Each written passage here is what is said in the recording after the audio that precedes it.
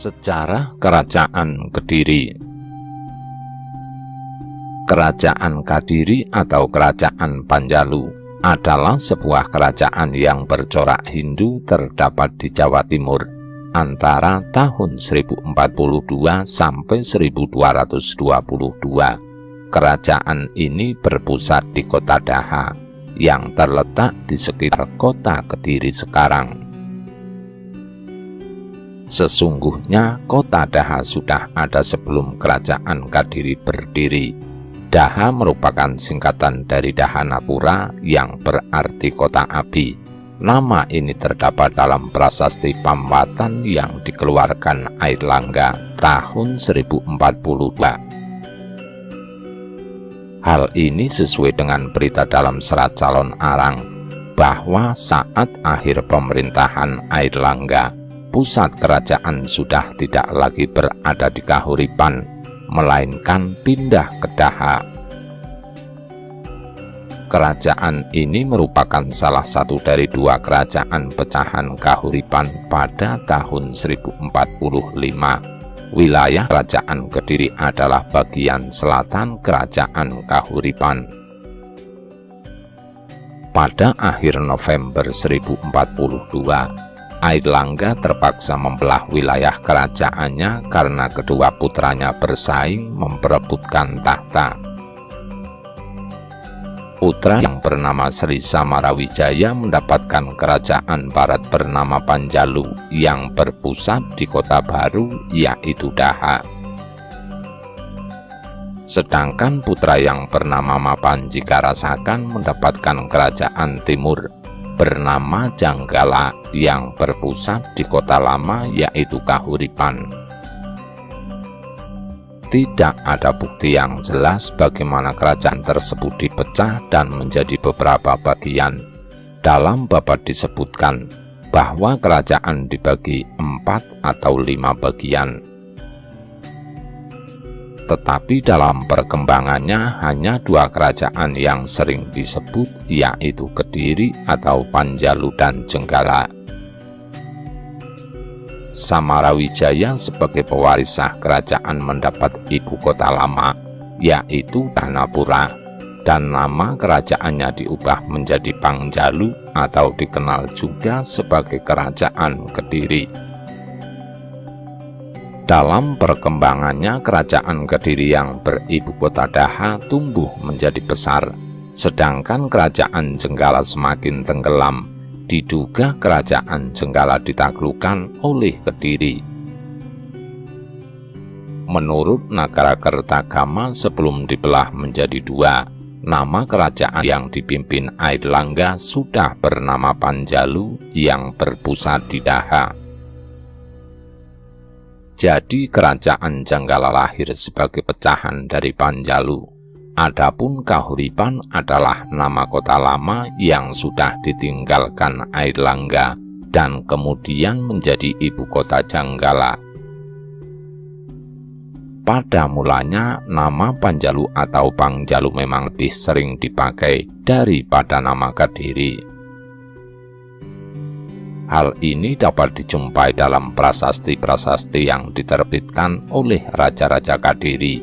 Bahkan nama Panjalu juga dikenal sebagai Pujialung dalam kronik Cina berjudul Ling Wai Taita 1178. Wilayah Kerajaan Kediri adalah bagian selatan Kerajaan Kahuripan. Tak banyak yang diketahui peristiwa di masa-masa awal Kerajaan Kediri. Raja Kamiswara menikah dengan Dewi Kirana, putri Kerajaan Janggala.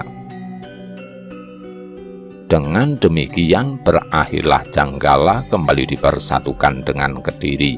Kediri menjadi kerajaan yang cukup kuat di Jawa.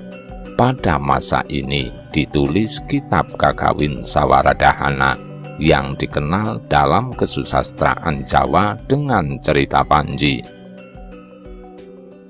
Nama Kediri ada yang berpendapat berasal dari kata Kedi yang artinya mandul atau wanita yang tidak berdatang bulan.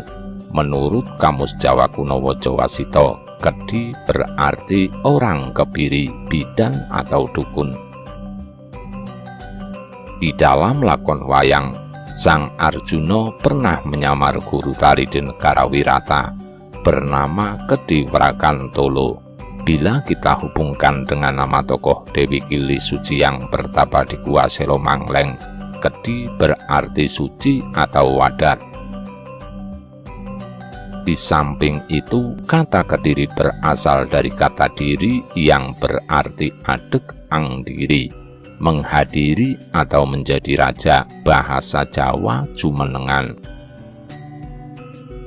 Untuk itu dapat kita baca pada prasasti Wanua tahun 830 Saka yang diantaranya berbunyi: Ing Saka 706 Cetrono Sodanami Saklapa Kasawara Angdiri Rage Panaraban. Artinya pada tahun Saka 706 atau 734 Masehi bertahta Raja Pake Panaraban. Nama Kediri banyak terdapat pada kesusastraan kuno yang berbahasa kuno seperti Kitab Samaradana, Pararaton, Negara Kertagama, dan Kitab Calon Arang. Demikian pula pada beberapa prasasti yang menyebutkan nama Kediri seperti prasasti Ceper berangkat tahun 1109 Saka yang terletak di Desa Ceker, sekarang Desa Sukoanyar, Kecamatan Mojo. Dalam prasasti ini menyebutkan karena penduduk Ceker berjasa kepada raja, maka mereka memperoleh hadiah tanah perdikan. Dalam prasasti itu tertulis Sri Maharaja masuk Risi Minani Naring Bui Kadiri, artinya raja telah kembali ke Simanya atau harapannya di bumi Kadiri. Prasasti Kamulan di Desa Kamulan Kabupaten Trenggalek yang berangkat tahun 1116 Saka, tepatnya menurut Damais tanggal 31 Agustus 1194. Pada prasasti itu juga menyebutkan nama Kediri yang diserang oleh raja dari kerajaan sebelah timur. Akani Satruwadya Kalasangka Purnawa, sehingga raja meninggalkan istananya di Katang-Katang. Tatkala nin kentar sangke kadetwan ring Katang-Katang deni Kirmal Yati Kaprabon Sri Maharaja siniwi ring bumi Kadiri. Tatkala Bagawan Tabari memperoleh anugerah tanah perdikan dari Raja Rakelayang Dyah Tulodong yang tertulis di ketiga prasasti Harinjing. Nama Kediri semula kecil lalu berkembang menjadi nama kerajaan Panjalu yang besar dan sejarahnya terkenal hingga sekarang. Perkembangan Panjalu. Masa-masa awal kerajaan Panjalu atau Kediri tidak banyak diketahui. Prasasti Turun Hyang II 1044 yang diterbitkan Kerajaan Jenggala hanya memberitakan adanya perang saudara antara kedua kerajaan sepeninggal Airlangga. Sejarah kerajaan Panjalu mulai diketahui dengan adanya prasasti Sirah Keting tahun 1104 atas nama Sri Jayawarsa. Raja-raja sebelum Sri Jayawarsa hanya Sri Samarawijaya yang sudah diketahui, sedangkan urutan raja-raja sesudah Sri Jayawarsa sudah dapat diketahui dengan jelas berdasarkan prasasti-prasasti yang ditemukan. Kerajaan Panjalu di bawah pemerintahan Sri Jayabaya berhasil menaklukkan kerajaan Jenggala dengan semboyannya yang terkenal dalam prasasti Ngantang, yaitu Panjalu Jayati atau Panjalu Menang. Pada masa pemerintahan Sri Jayabaya inilah kerajaan Panjalu mengalami masa kejayaannya. Wilayah kerajaan ini meliputi seluruh Jawa dan beberapa pulau di Nusantara, bahkan sampai mengalahkan pengaruh kerajaan Sriwijaya di Sumatera. Hal ini diperkuat kronik Cina berjudul Ling Wai Taita karya Zhou Kufei tahun 1178 bahwa pada masa itu negeri paling kaya selain Cina secara berurutan adalah Jawa dan Sumatera. Saat itu yang berkuasa di Arab adalah Bani Abbasiyah. Di Jawa ada kerajaan Panjalu, sedangkan Sumatera dikuasai kerajaan Sriwijaya. Penemuan situs Tondo Wongso pada awal tahun 2007 yang diyakini sebagai peninggalan kerajaan Kediri diharapkan dapat membantu memberikan lebih banyak informasi tentang kerajaan tersebut. Runtuhnya kerajaan Kediri. Kerajaan Panjalu Kediri runtuh pada masa pemerintahan Kertajaya dan dikisahkan dalam Pararaton dan Negara Kertagama. Pada tahun 1222, Kertajaya sedang berselisih melawan kaum Brahmana yang kemudian meminta perlindungan Ken Arok Akuwutumapel. Kebetulan Ken Arok juga bercita-cita memerdekakan Tumapel yang merupakan daerah bawahan Kediri.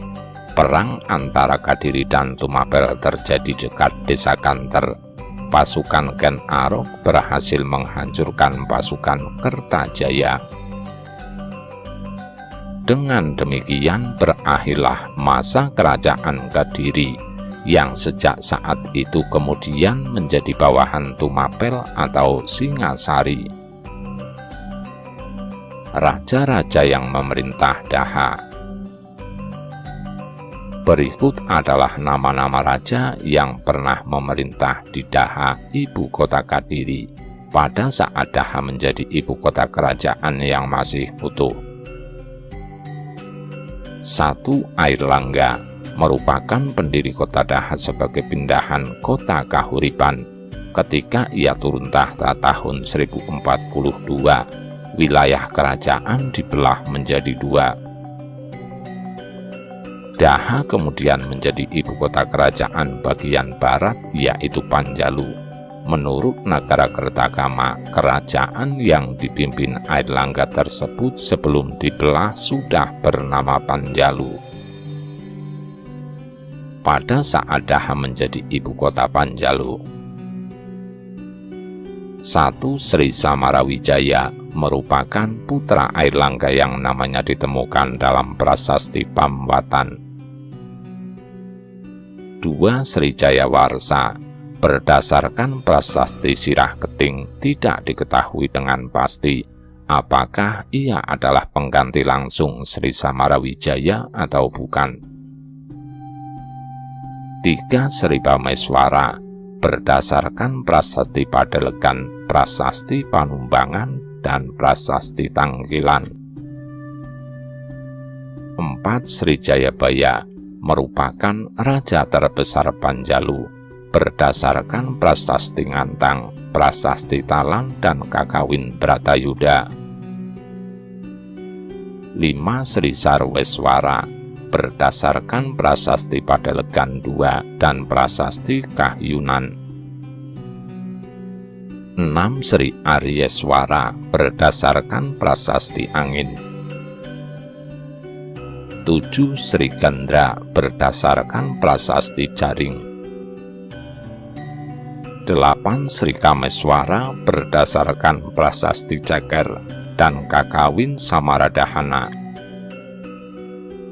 9. Kertajaya. Berdasarkan prasasti Kalunggung, prasasti Kamulan, prasasti Palah, prasasti Wates Kulon, Nagara Kertagama, dan Pararaton. Jayabaya adalah raja kerajaan Kediri. Pada masa kekuasaannya, Kediri memperluas wilayahnya hingga ke pantai Kalimantan. Pada masa ini pula Ternate menjadi kerajaan subordinat di bawah Kediri. Waktu itu Kediri memiliki armada laut yang cukup tangguh. Jayabaya disebut dalam kakawin Baratayuda yang digubah oleh Empu Panuluh dan Empu Sedah. Dewasa ini, nama Jayabaya di tanah Jawa juga sering dipakai dalam hal-hal yang berhubungan dengan eskatologi. Jayabaya dikenal sebagai peramal Indonesia masa depan, meski hal tersebut hanyalah karangan Ronggo Warsito saja. Raja terakhir Kediri adalah Kertajaya. Kertajaya dikenal sebagai raja yang kejam, bahkan meminta rakyat untuk menyembahnya. Ini ditentang oleh para Brahmana. Sementara itu di Tumapel, wilayah bawahan Kediri di daerah Malang, terjadi gejolak politik. Ken Arok membunuh penguasa Tumapel, Tunggul Ametung, dan mendirikan kerajaan Singasari. Ken Arok kemudian memanfaatkan situasi politik di Kediri. Ia beraliansi dengan Brahmana dan lalu menghancurkan Kediri. Dengan meninggalnya Kertajaya, Kediri menjadi wilayah kerajaan Singasari. Pada saat Daha menjadi bawahan Singasari, Kerajaan Panjalu runtuh tahun 1222 dan menjadi bawahan Singasari. Berdasarkan prasasti Mula Mulurung, diketahui raja-raja Daha zaman Singasari yaitu 1. Mahisa Wongateleng putra Ken Arok, 2. Kuningbaya adik Mahisa Wongateleng, 3. Tohjaya kakak Kuningbaya, 4. Kertanagara cucu Mahisa Wongateleng yang kemudian menjadi Raja Singasari. Pada saat Daha menjadi ibu kota Kediri, 1. Jayakatwang adalah keturunan Kertajaya yang menjadi Bupati Kelang-Kelang. Tahun 1292 ia memberontak hingga menyebabkan runtuhnya kerajaan Singasari. Jayakatwang kemudian membangun kembali kerajaan Kediri, tapi pada tahun 1293 ia dikalahkan Raden Wijaya, pendiri Majapahit. Pada saat Daha menjadi bawahan Majapahit, sejak tahun 1293, Daha menjadi negeri bawahan Majapahit yang paling utama. Raja yang memimpin bergelar Bredaha, tapi hanya bersifat simbol, karena pemerintahan harian dilaksanakan oleh Patih Daha. Para pemimpin Daha zaman Majapahit antara lain: 1. Jayanegara tahun 1295 sampai 1309 didampingi Patih Lembusora. 2. Raja Dewi tahun 1309 sampai 1370-an didampingi Patih Aryatilam, kemudian Gajah Mada. Setelah itu nama-nama pejabat Bredaha tidak diketahui dengan pasti. Pada saat Daha menjadi ibu kota Majapahit, menurut Suma Oriental tulisan Tommy Pires pada tahun 1513, Daha menjadi ibu kota Majapahit yang dipimpin oleh Batara Wijaya. Nama raja ini identik dengan Dyah Rana Wijaya yang dikalahkan oleh Sultan Trenggana Raja Demak tahun 1527. Sejak saat itu nama Kediri lebih terkenal daripada Daha. Pemerintahan Raja-Raja Kediri. Srijaya Warsa di Jaya Sastra Bahu dengan prasasti berangka tahun 1104 menganggap dirinya sebagai titisan Wisnu seperti halnya Airlangga, adalah Raja Kediri yang muncul pertama di pentas sejarah. Selanjutnya Kameswara, bergelar Sri Maharaja Ragesirikan Sri Kameswara Sakala Buwana Natus Tikarana, Sarwa Niwarya Wirya Parakrama Dikjaya Tunggadewa. Lencana kerajaan berbentuk tengkorak bertaring yang disebut Candra Kapala, dan adanya Empu Dharmaraja yang telah mengubah kitab Samaradhana berisi pujian yang mengatakan raja adalah titisan Dewa Kama. Ibu kota kerajaan bernama Dahana yang dikagumi keindahannya oleh seluruh dunia. Permaisuri yang sangat cantik bernama Sri Kirana dari Jenggala. Mereka dalam kesusastraan Jawa terkenal dalam cerita Panji. Pengganti Kameswara yaitu Jayabaya bergelar Sri Maharaja Sri Dharmeswara Madhusudanawatarenddata Surcingsa Parakarama Dikjaya Tunggadewa. Lencananya adalah Narasingha, dikekalkan namanya dalam kitab Bharatayuda. Sebuah kakawin yang digubah Empu Sedah di tahun 1157 dan diselesaikan oleh Empu Panuluh yang juga terkenal dengan kitab Hariwangsa dan Gatotkaca-seraya. Pengganti selanjutnya yaitu Sarweswara, lalu Aryeswara yang memakai Ganesha sebagai lencana kerajaan. Kemudian Gandra yang bergelar Sri Maharaja Sri Koncaryadipa Handabuwana Paraka Parakramanindita Dikjaya Tunggadewa nama Sri Gandra. Dari prasasti dibuktikan bahwa Kadiri mempunyai armada laut. Tahun 1190 sampai 1200 diperintah Srengga bergelar Sri Maharaja Sri Sarweswara Triwikrama Wataranindita Cangralancana Dikwijayu Tunggadewa dengan lencana kerajaan Cangka kerang bersayap di atas bulan sabit. Raja terakhir yaitu Kertajaya berlencana Garuda Muka yang riwayat kerajaannya berakhir dan menyerahkan kepada Singasari setelah kalah dalam pertempuran di Kanter melawan Ken Arok. Karya sastra zaman Kediri. Seni sastra mendapat banyak perhatian pada zaman kerajaan Panjalu Kediri.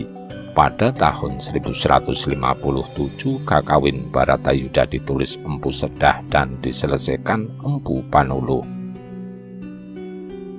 Kitab ini bersumber dari Mahabharata yang berisi kemenangan Pandawa atas Korawa sebagai kiasan kemenangan Sri Jayabaya atas Jenggala.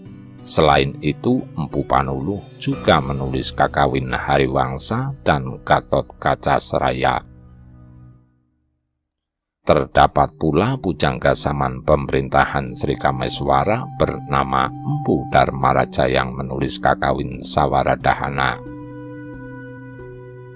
Kemudian pada zaman pemerintahan Kertajaya terdapat pujangga bernama Empu Monaguna yang menulis Sumana Santaka dan Putri Guna yang menulis Kresnayana. Pada abad ke-13 pengaruh Hinduisme terutama Wisnuisme terlalu kuat di kerajaan Kediri. Karya sastra Ramayana dan Bharatayuda menunjukkan kuatnya pengaruh Wisnuisme. Perkembangan kesusastraan di zaman Kediri sangat bagus, yang selain kitab-kitab tersebut di atas, beberapa hasil lainnya adalah kitab Lubdaka dan Vratasancaya karangan Empu Tanakung. Merupakan karya Empu Tanakung yang digubah pada masa pemerintahan Raja Dyah Suprabawa, Raja Majapahit ke-10 yang memerintah tahun 1463 Masehi, seperti tercantum dalam Piagam Sendang Sedati. Kitab ini menguraikan tentang seorang pemburu yang pada suatu malam menaburkan daun maja atau wilwa di atas lingga siwa yang ada di bawah pohon maja. Sebagai tanda terima kasih, Dewa Siwa kemudian mengizinkan Lubdaka masuk ke dalam taman surga. Cerita ini merupakan saduran dari mitologi India yang bertalian dengan upacara keagamaan Sivaratri yang pada zaman Majapahit sudah dirayakan. 1. Kitab Kresnayana karangan Empu Triguna. 2. Kitab Sumana Santaka karangan Empu Monaguna. 3. Samaradahana diciptakan oleh Empu Dharmaraja pada pemerintahan Kamicara. 4. Mahabharata Bharatayuda diterjemahkan oleh Empu Sedah dan Empu Panulu pada pemerintahan Jayabaya yang merupakan raja sekaligus dikenal ahli nujum. Selain itu, ada beberapa keterangan yang terdapat dalam berita-berita Tionghoa, seperti di kitab Lingwai Taita yang disusun Choco Wewe di tahun 1178 dan kitab Cuvanci oleh Cao Jukua di tahun 1225. Orang-orangnya memakai kain sampai di bawah lutut, rambut diurai, rumah-rumah bersih dan rapih, lantai berubin hijau dan kuning. Pertanian, peternakan, serta perdagangan maju dan kerajaan penuh perhatian. Tidak ada hukuman badan yang bersalah didenda emas, pencuri dan perampok yang tertangkap dibunuh. Alat pembayaran adalah mata uang. Orang sakit bukan makan obat, tapi mohon sembuh para dewa dan Buddha. Raja berpakaian sutra, sepatu kulit, memakai emas-emasan, rambut disanggul. Raja keluar naik gajah atau kereta, diiringi 500-700 prajurit dan rakyat jongkok. Raja dibantu 4 menteri, gaji dari menerima hasil bumi lainnya sewaktu-waktu. Selain agama Buddha, ada agama Hindu. Rakyat lekas naik darah dan suka berperang, suka mengadu babi dan ayam. Bangkitnya kerajaan Kediri. Ketika Singasari berada di bawah pemerintahan Kertanegara, terjadilah pergolakan di dalam kerajaan. Jayakatwang, Raja Kediri yang selama ini tunduk kepada Singasari, bergabung dengan Bupati Sumenep atau Madura untuk menjatuhkan Kertanegara. Akhirnya pada tahun 1292, Jayakatwang berhasil mengalahkan Kertanegara dan membangun kembali kejayaan kerajaan Kediri. Runtuhnya Kediri setelah berhasil mengalahkan Kertanegara. Kerajaan Kediri bangkit kembali di bawah pemerintahan Jayakatwang. Salah seorang pemimpin pasukan Singasari, Raden Wijaya, berhasil meloloskan diri ke Madura. Karena perilakunya yang baik, Jayakatwang memperbolehkan Raden Wijaya untuk membuka hutan tarik sebagai daerah tempat tinggalnya. Pada tahun 1293, datang tentara Mongol yang dikirim oleh Kaisar Kubilai Khan untuk membalas dendam terhadap Kertanegara. Keadaan ini dimanfaatkan Raden Wijaya untuk menyerang Jayakatwang. Ia bekerja sama dengan tentara Mongol dan pasukan Madura di bawah pimpinan Arya Wiraraja untuk menggempur Kediri. Dalam perang tersebut, pasukan Jayakatwang mudah dikalahkan. Setelah itu, tidak ada lagi berita tentang kerajaan Kediri. Dewasa ini, daerah kekuasaan kerajaan Kediri atau Panjalu ini termasuk daerah Kabupaten Kediri, Tulung Agung, Blitar, dan Malang. Suatu hal yang cukup menarik bahwa letak prasasti raja-raja Kediri itu hampir sebagian besar terdapat di daerah Kabupaten Blitar sekarang. Memang letak pendirian prasasti itu dapat menunjukkan aktivitas politik, ekonomi, serta kebudayaan masa itu. Prasasti-prasasti raja-raja Kediri itu membuat nama desa-desa kuno di daerah Kabupaten Blitar, yang sekarang sebagian besar masih bertahan nama seperti ketika diresmikan untuk pertama kalinya. Nama-nama desa itu karena perkembangan zaman kemudian berubah. Desa-desa yang memegang peranan penting semasa menjadi daerah kekuasaan Kerajaan Panjalu antara lain ialah dengan Pandelegan, dekat Bikatan, Desa Mleri, yang sekarang termasuk daerah Kecamatan Srengat. Demikian pula penduduk desa-desa Penumbangan atau Brumbung Karangrejo Talan atau Gurit Jepun. Nama-nama desa itu dewasa ini termasuk daerah Kecamatan Wlingi, Kesamben, dan Gandusari.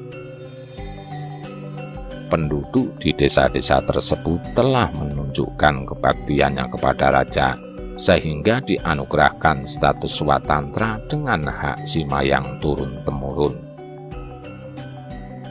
Daerah di sebelah selatan Sungai Brantas pada masa pemerintahan Kerajaan Kediri pun tampil dalam sejarah.